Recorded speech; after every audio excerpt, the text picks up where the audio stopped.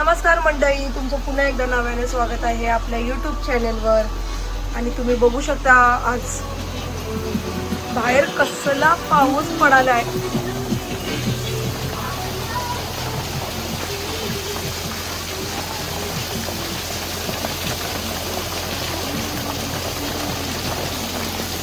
भारी वाटतंय. आम्ही इथे गाणं लावलंय, साहेब आमचे काम करतायत. अजून आम्ही जेवलो नाही आहे. जेवायला राईस आहे, डाळ आहे आणि माझी फेवरेट बटाट्याची भाजी बनवलेली आहे. रुद्रांची फेवरेट वरण. आता थोड्याच वेळात आम्ही जेवू. जेवून घेऊ. 4ला रुद्रांची घरी येईल, त्यानंतर त्याचं ट्युशन असतं. कंटाळा आलाय, आज काय करायची इच्छाच नाहीये. तुम्ही सगळे काय करताय प्लीज कमेंट करून सांगा. आज काय करू काय कळत नव्हतं. आज खरं तर जेवायची पण इच्छा नाही आहे. फक्त जेवायचं म्हणून जेवण बनवलंय. असं इच्छा म्हणून काहीतरी खायचंय म्हणून असं मनच होत नाही का. कंटाळा आलाय. आज पाऊस पडतो त्याच्यामुळे असं वाटतं नुसतं झोपूनच राहावं, पण नाही, झोपून चालणार नाही. डेली ब्लॉग हे बनलेच पाहिजेत. ठरवलंय ना, तर आज डेली ब्लॉगचा मे बी 4था दिवस आहे. काही ना काहीतरी आम्हाला शूट करावंच लागतं. तुम्ही म्हणाल रोज रोज क्लासच्या व्हिडिओ दाखवते, त्यातून काय होणार आहे, म्हणून म्हटलं चला आता ब्लॉग स्टार्ट करूया. थोड्याच वेळात आम्ही जेवू. पाऊस काय थांबायला मागत नाहीये. आज आम्हाला खूप लेट झालंय, 3 वाजले तरी आम्ही अजून जेवलो नाही, कारण आम्हाला जेवायची इच्छाच नाहीये. आणि साहेबांना पण काम एवढं आहे की काय विचारूच नको. बिझी आहेत ते. तर मी काय म्हणते, तुम्ही सगळे बघतच असाल, अक्षरशः मोबाईल ओपन केला, इंटरनेट ओपन केलं तर जिकडे तिकडे नुसतं जंतर मंतर, दिल्लीच्या व्हिडिओ, दादरच्या व्हिडिओ ह्या सगळ्या येत आहेत. तर बघा, माझं म्हणणं काय ना, मी CGPच्या बाजूने बोलणार ना मी BJPच्या बाजूने बोलणार.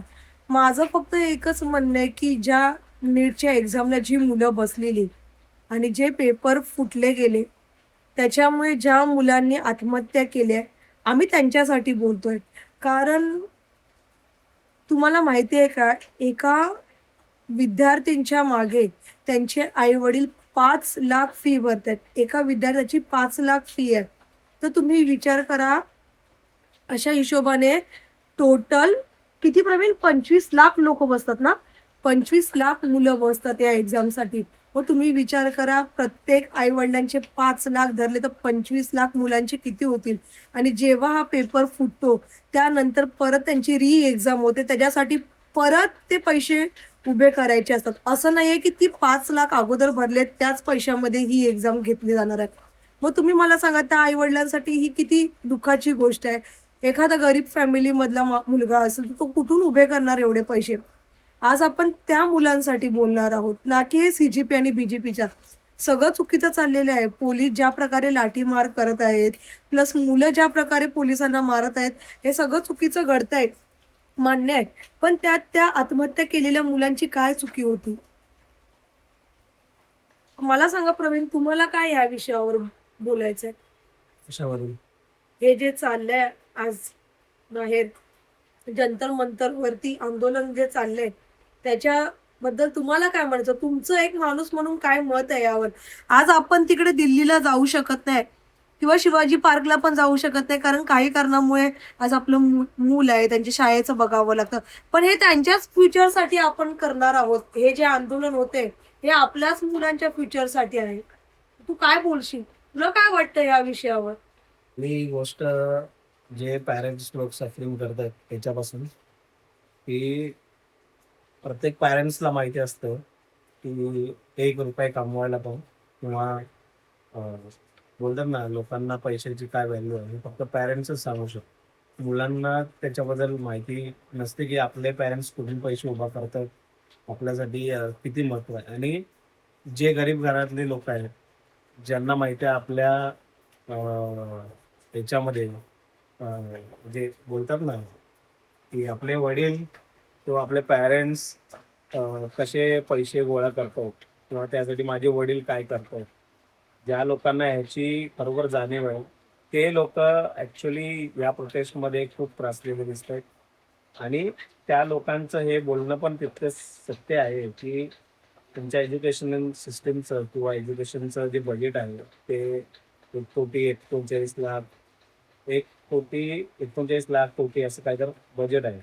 तर मला पण आयडिया नाही, पण मी काय वाचलं नाही.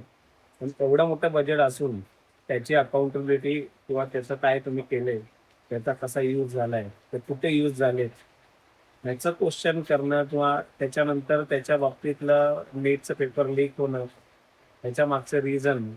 आणि असं लोक म्हणतात की याच्या आधी पण पेपर लीक झाले, ह्याच्या आधी पण, पण ते टॉलरेट केलं लोकांनी आतापर्यंत.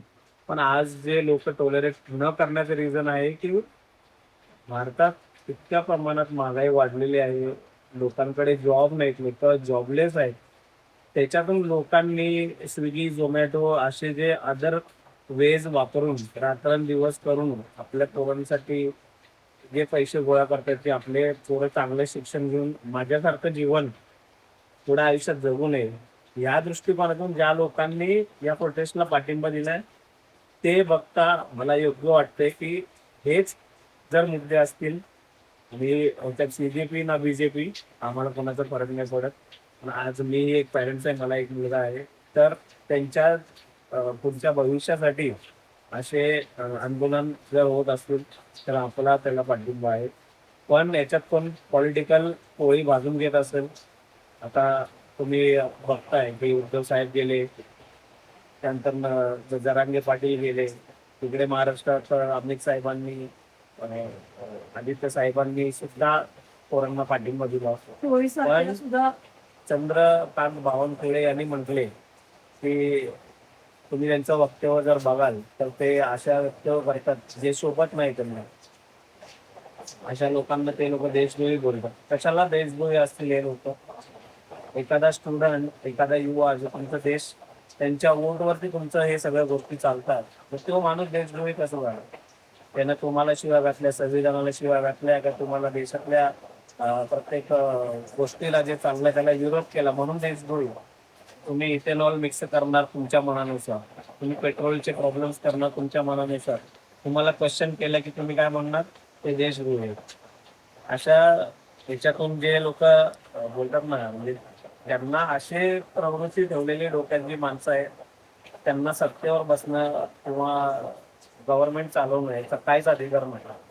की ज्या लोकांचं आपल्या पोरांचं हित कशात आहे हे त्यांना माहितीच नाही, त्या लोकांनी सत्ता हातात घेऊन आणि तो PM त्याने 12 वर्ष काहीच बोलला नाही.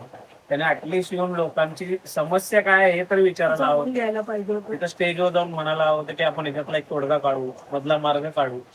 काहीतरी एज्युकेशन मिनिस्टरने जाऊन बोलायला पाहिजे. त्यानेही त्याच्या काळात एज्युकेशन मिनिस्टर व्हायच्या आधी त्यानेही स्टुडंट म्हणून एक आंदोलन केले, अशी पण बातमी समोर येते. कितपत खरं आहे खोटं आहे ते स्वतः धर्मेंद्र प्रधानलाच माहिती. त्यामुळे मला पण वाटते की जे लोकांना बोलतात ना की ह्याचा ऍक्च्युअल मध्ये काय प्रॉब्लेम आहे तो आपल्यालाही माहित नाही. पण आपण स्वतः, मला असं वाटतं की लोक जसं म्हणतात तुम्ही येऊ शकत नाही, पण तुमचं काय म्हणजे योगदान असेल ते तुम्ही घरातून द्या, तुमच्या पतीनं करा. आता काही लोक त्यांना जेवण पाठवतात, काय काय करतात, पण त्याचा पण दुरुपयोग होतो. तिथे पण ते लोकांना ऍक्च्युअल पोहोचलं जात नाही. ते बाहेरचे लोक येऊन तिथं खातात. ऍक्च्युअल लोक एकेकाने व्हिडिओ दाखवला की डब्यात शेंगदाणे आणि लोणचं आणि कांदा हे राहिलेलं शेवटचं अन्न ते खात होता 20 दिवसानंतर किंवा 4 दिवसानंतर जेव्हा बसला तो तिथे गेला होता. मग असे व्हिडिओ पाहिल्यानंतर न वाटतं की खरोखर असे पण लोक तिथं गेलेत, त्यांना खरोखर आपल्या भविष्याची चिंता आहे. पण काही लोक गेलेत की भांडणं लावण्यासाठी किंवा वादविवाद निर्माण काही लोकांनी करण्यासाठी. असं मिसयूज केलंय, त्या आंदोलनाचा मिसयूज हे बघा, हे कॉइनचे 2 साइड असतात. एक साइड पॉझिटिव्ह, एक साइड निगेटिव्ह असणार. निगेटिव्ह वाले कायम निगेटिव्हच काम करणार, पॉझिटिव्ह वाले पॉझिटिव्हच काम करणार. आता दीपक जो आहे, अभिजित दिप्ते जो आहे, तो कितपत काय पाऊल उचलतोय आता हे आपल्याला माहित नाही. पण ते आता हे पण बोलले गेले की सोनम वांगचुक सांगतायत की मॅन्शन सोडेल आणि मी अनशन तेव्हा सोडेल जेव्हा तुम्ही प्रत्येक माणसावर ज्या आलेल्या स्टुडंटवर कारवाई करणार नाही, असं जर बोललं गेलं, अशी याची ग्वाही दिली गेली किंवा याची श्युरिटी दिली तर मी अनशन सोडायला तयार आहे. आता हे बघा, एक तर काय आहे, खूप दिवसानंतर हा मॅटर उसळला. नाहीतर मोदी आणि गोदी मीडिया तुम्हाला माहिती आहे काय दाखवणार. नुसतं मोदीची जय जयकार आणि बीजेपीची जय जयकार करत होती. आज त्यांच्या पण तोंडाला वाचा फोडायला लागले त्यांना, त्याशिवाय पर्याय नाही त्यांच्याकडे, म्हणून त्यांनी हे सगळं न्यूज कव्हर करतात. नाहीतर त्यांना सुद्धा माहिती आहे, पण तिथे पण ते तेच बोलतायत की तुम्ही पोलिसांना मारलं, पोलीस तुमच्यासाठी असतात. मग पोलिसांना मारलं तर मग रिटर्न मध्ये पोलीस काय मारतात याची पण एक लिमिट असते. सगळे रूल असतात, कमरेच्या खाली तुम्हाला सगळ्या गोष्टी करायच्या असतात. तुम्ही मुलांच्या डोक्यात काट्या मारताय, तुम्ही काट्याला खिळे लावून मारताय, तुम्ही बायकांची म्हणजे कपड्या बायकांना कुठल्याही बायकांची ठिकाणी हात लावताय. बायकांची हँडलिंग तुम्हाला समजत नाही. तुम्ही पोलीस म्हणून मग लोकांना वाटते की पोलिसांनी पण मार खाल्लाय, लोकांनी मारले, लोकांनी पण ती एक रिॲक्शन आहे. तुम्हालाही कोण मारलं, एक कानाखाली तुम्ही खाऊन घ्या ना शांततेत. दुसऱ्या तिसऱ्या जेव्हा तुमच्या डोक्यात कोण दगड घालायला आल्यानंतर मग तुम्ही त्याला रिवर्ट करणारच आहे. ही एक प्रतिक्रिया होती ऍक्शनची, त्याला काय नाही करू शकत. आणि मला एका गोष्टीवरती अजून एक बोलायचंय की आता खूप सारे व्हिडिओ बाहेर यायला लागले. त्याच्यामध्ये मी असं बघितलं की जेव्हा नीटची एक्झाम द्यायला विद्यार्थी जातो, त्याला 1 मिनिट लेट झाल्यावर सुद्धा आतमध्ये परमिशन दिली जात नाही. का? एवढं काय होणार आहे 1 मिनिटाने? ज्या माणसाने एवढी मेहनत केली आहे त्या मुलाला पुढे त्या एक्झाम मध्ये बसवण्यासाठी, एवढे पैसे उभे करायला मेहनत घेतली, ज्या मुलाने एवढा अभ्यास केला त्या एक्झामसाठी, तुम्ही 1 मिनिट लेट झाला तर तुम्ही त्या मुलाला एक्झामसाठी येऊ देत नाही. प्लस तुमची चेकिंग, तुम्ही मुलांचे बटन शर्टाचे फाडताय, तुम्ही खिशे फाडताय, तुम्ही शूज फाडताय बघायला की आतमध्ये काय आहे की नाही, तुम्ही मुलीने दुपट्टा घेतला तर तो दुपट्टा अलाउ करत नाही. ह्या सगळ्या गोष्टी मला मान्य आहे की तुम्ही करताय, एवढा स्ट्रिक्टपणा तिकडे आहे तुमचा. मग तुमचा पेपर लीकच कसा काय होतो प्रवीण? बरोबर की नाही? जर जर तुमची तिथे एवढी सिक्युरिटी आहे तर बाकीच्या ठिकाणी का नाहीये? पेपर फुटलेच कसे जात आहेत? आणि फुटल्यावर ज्या मुलांना पेपर मिळत आहेत त्यांची तर मजा आहे, त्यांचे ऑटोमॅटिकली मार्क्स वाढणारच, कारण त्यांना ऑटोमॅटिक पेपर मिळालंय तर त्या बेसिसवरच अभ्यास कर. पण जी मुलं दिवस रात्र एवढी मेहनत करतात त्या मुलांचं काय? त्यांचे मार्क तर तुम्ही एवढे कमी आणताय, मग त्या मुलांनी करायचं काय? आम्हाला फक्त या गोष्टीवरती बोलायचं होतं, कारण आता आम्ही बरेच दिवस झाले बघतोय खूपच म्हणजे मॅटर चिघळतच चाललंय. काही लोक त्या गोष्टीचा खूप दुरुपयोग करतायत, तिथे वेगवेगळ्या प्रकारे रील्स व्हायरल होत आहेत, डान्स करतायत, चेष्टा मस्करी चालली आहे. नका करू. ज्या आई वडिलांनी आपल्या मुलांना गमवलंय ना, त्यांना जाऊन विचारा की त्यांच्यासाठी ही काय फिलिंग आहे ते, तेव्हा तुम्हाला समजेल. तुम्ही त्यांना चेष्टेचा विषय करताय, तुम्हाला मजाक वाटतोय, ते नका करू. वाईट ह्याच गोष्टीचं वाटतं की काही लोक या गोष्टीला सिरियसली घेत नाहीये, किंवा काही लोकांना असं वाटतं की हे जे चाललंय ते योग्य चाललंय, होऊ द्यात, ह्यात सरकारची काही चुकी नाहीये. तर उद्या जर या जागी तुमची मुलं असतील तर तुम्ही काय कराल? आज ही दुसऱ्यांची मुलं म्हणून आपल्याला ठीक आहे वाटते, उद्या जर त्याच जागी आपली मुलं असतील, हे लोक जे भांडतात ते आपल्याच मुलांसाठी भांडतात. उद्या जर आपला मुलगा जाऊन आपल्याला बोलला की नाही मला डॉक्टर बनायचं आहे, तेव्हा त्याला ही एक्झाम तर द्यावीच लागणार आहे ना. आणि त्याच्यासोबत ह्या गोष्टी घडल्या तर आपण काय करायचं मग? म्हणून ह्या गोष्टीवरती आज आम्ही बोललोय. बाकी आमचा काही वेगळा मुद्दा नव्हता किंवा आम्हाला काय फेमस व्हायचं नाहीये हे बोलून. पण कुठेतरी ज्या मुलाने आत्महत्या केल्या त्या मुलांसाठी खूप वाईट वाटतंय, त्यांच्या आई वडिलांसाठी खूप वाईट वाटतंय की म्हणजे जीवाचं रान करून कष्ट करून ते लोक एवढे पैसे उभे करताय आणि तुम्ही लोक री एक्झाम पेपर फोडताय. नका करू यार. आणि हा विषय जेवढा शांततेत हँडल करता येईल तेवढा शांततेत हँडल करा. पुढे जाऊन असा काहीतरी निर्णय घ्या की जेणेकरून मुलं आत्महत्या करणार नाहीयेत, कारण त्या मुलांवरती काय प्रेशर असेल हे त्यांच्या जागी राहा, मग तुम्हाला समजेल. आणि मला ना या गोष्टींवरती व्हिडिओ बनवायचं म्हटलं ना की खूप टेन्शन येतं, कारण आधी तर माझं मन एवढं हे आहे ना की मला असल्या सगळ्या गोष्टी ऐकल्या ना की माझं मन हळवं होतं, मला रडायलाच येतं. म्हणून मी या फंद्यात पडत नाही व्हिडिओ बनवायच्या. पण कुठेतरी हे जे बघतोय ना हे खूप चुकीचं होत आहे.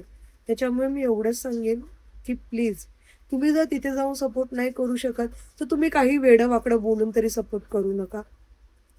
या विषयाला शांततेत हँडल करा. आणि चला, हा व्लॉग मी इथेच थांबवते. भेटू आपण पुढच्या व्लॉगमध्ये. तुमचं या व्हिडिओवर, तुमचं या जंतर मंतर या टॉपिकवरती, या आंदोलनावर काय मत आहे? जर खरंच तुम्हाला मनापासून काही वाटत असेल, तर प्लीज कमेंट करा. आणि जर तुम्हाला खरंच काही वाटत नसेल, तर सोडून द्या. पण माझं असं इच्छा आहे, जर तुमच्या खरंच मनात काही गोष्टी असतील, तर तुमच्या कमेंट थ्रू आमच्यापर्यंत पोहोचवा, की आम्ही हे योग्य बोललोय की नाही? तुम्हाला आमची मतं पटलेत की नाही? आणि तुम्हाला काय वाटतं या विषयाबद्दल? हे प्लीज कमेंट करून सांगा. भेटू आपण पुढच्या व्लॉगमध्ये. Till then bye bye. जय हिंद, जय महाराष्ट्र.